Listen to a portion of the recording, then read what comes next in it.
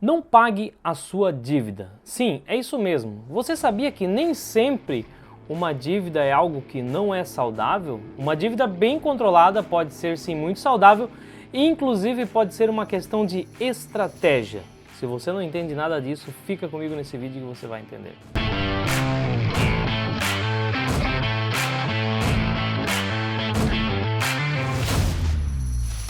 Fala galera, meu nome é Leandro Cabral, esse aqui é o canal 500 Pratas. O objetivo do 500 Pratas é ajudar você aí, investidor. Bom, então olha só, provavelmente você deve ter ficado um pouco assustado com o título desse vídeo, né? Não pague as suas dívidas. E se eu te disser que isso é algo muito normal para aquelas pessoas que sabem lidar bem com o seu dinheiro e também as empresas fazem isso com muita frequência. É difícil uma empresa hoje que não tenha pelo menos alguma dívida. Só que muitas vezes essas empresas elas têm caixa para pagar essas dívidas aí. Então por que será que elas não pagam, né? Elas não pagam porque existe um bom motivo para isso. Eu vou mostrar para vocês já aqui na tela alguns exemplos de empresas que têm dívida, têm dinheiro para pagar essa dívida, mas simplesmente não pagam.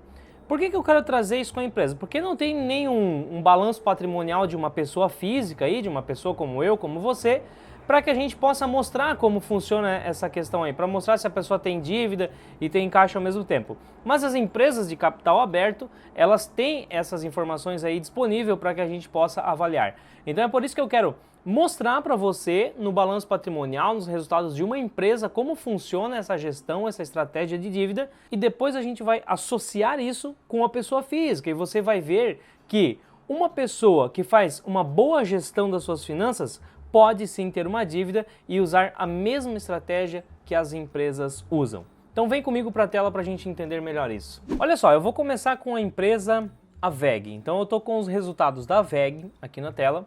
PDF, o release trimestral, né? Primeira coisa, eu vou pesquisar sobre a dívida, né? Então eu dou um Ctrl F aqui e vamos ver o que a gente acha sobre a dívida. E eu já tenho aqui ó, um quadro que fala disponibilidade e endividamento. Então veja bem, será que a WEG ela é uma empresa que ela tem dívida e tem caixa? Como é que está essa situação aí? Então olha só, para a gente começar, disponibilidades e aplicações.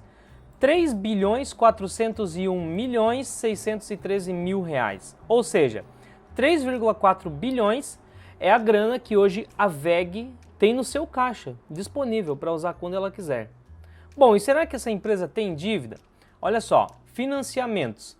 O total de financiamentos hoje da WEG é 2.493.569.000. Isso são resultados de março de 2020. Ou seja, nós acabamos de ver aqui que a WEG tem 3,4 bilhões em caixa, e ela deve 2,5 bilhões. Por que será que ela não pega esse caixa dela e não paga logo essa dívida de uma vez, elimina essa dívida? Tem que ter um motivo. É uma questão estratégica. Olha só, quando a gente avalia as disponibilidades que uma empresa tem, ou seja, o caixa que ela tem, e a gente tira disso os financiamentos que ela tem, a dívida que ela tem, o que nos sobra é o que a gente chama de caixa líquido ou dívida líquida. Então hoje o caixa líquido da WEG é de 908 milhões de reais. Como você pode entender o caixa líquido? Se essa empresa ela pega essa grana que ela tem aqui, ó, 3,4 bilhões e paga toda essa dívida, zera a dívida dela que é de 2,5 bilhões, ainda ela fica em caixa com 908 milhões. Ou seja, ela consegue pagar a dívida dela, fica sem dívida e fica com 908 milhões em caixa. Bom, por que será então que ela não faz isso? Por um simples motivo.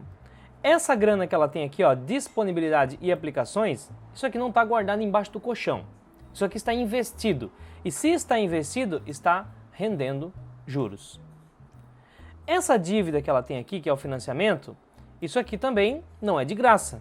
Ela está pagando um preço por isso, que são os juros que a gente paga quando faz um empréstimo, um financiamento. Então, pode ser que essas coisas se equilibrem, e nós já vamos ver isso aqui, tá? Olha só, existe um valor que ela está pagando para ter o dinheiro emprestado, e existe um valor que ela está recebendo por ter esse caixa investido. Qual é esse valor? A gente pode pesquisar isso por resultado financeiro. Então, eu vou dar aqui, ó, um Ctrl F, resultado financeiro. E olha o que eu encontro aqui, resultado financeiro. O resultado financeiro líquido no primeiro trimestre de 2020 foi negativo em 0,8 milhão, ou seja, 800 mil reais. Foi o custo que ela teve. Agora, o que a gente acabou de ver aqui, essa empresa ela tem em caixa hoje 3,5 bilhões e ela tem uma dívida de 2,5 ali 2,6 bilhões. Qual é o custo que ela tem para manter esse caixa aqui? 800 mil reais por trimestre. Isso é muito pouco, né? Se a gente for fazer uma conta aqui, quantos que 800 mil reais representa quantos por cento de um caixa de 3,5 bi? Vou fazer essa conta aqui, ó. Eu vou usar como eles escreveram ali, então 0,8 dividido por 3.500, que vai dar 3,5 bi, vezes 100.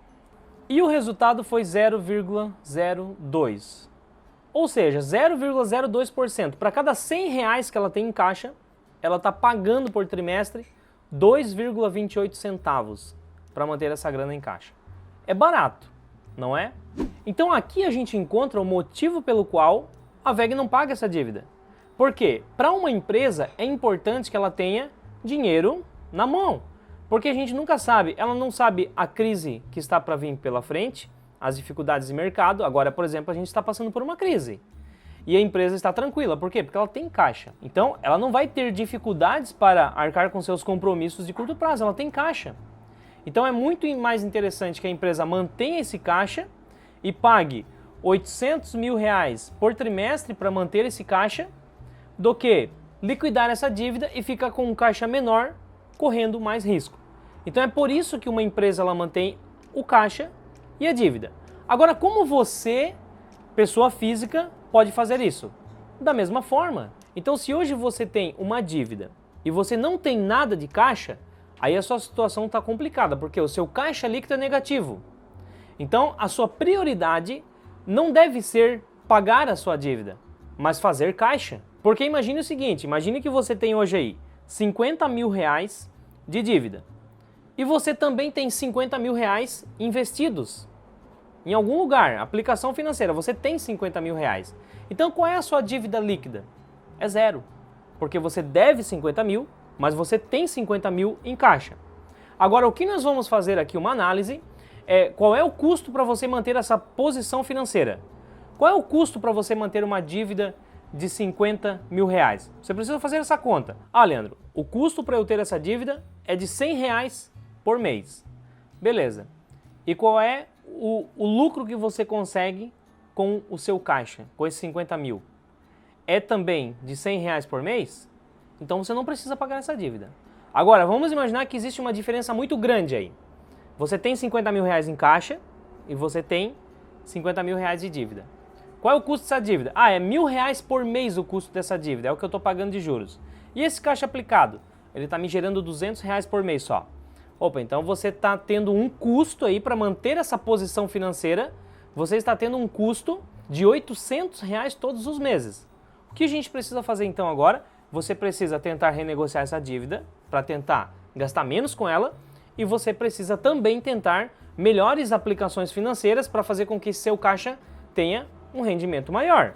E aí você vai conseguir reduzir esse custo dessa posição financeira para 400, para 300, para 200. Não tem o que fazer, Leandro. Tentei de tudo. Tentei negociar a dívida, não consegui reduzir os juros e também não consegui um investimento que me dê um resultado melhor que isso. Então, nesse caso, só nesse caso, a solução é realmente pagar a dívida. Beleza, e como eu posso te ajudar nisso tudo? Conseguindo melhores retornos desse caixa. É isso que eu ensino o tempo todo nesse canal. Como você vai fazer investimentos que te tragam melhores retornos. Então, eu, por exemplo, dificilmente eu compro alguma coisa à vista. Por quê? Porque eu tenho caixa, então eu não me sinto à vontade em desmontar parte do meu caixa para comprar alguma coisa.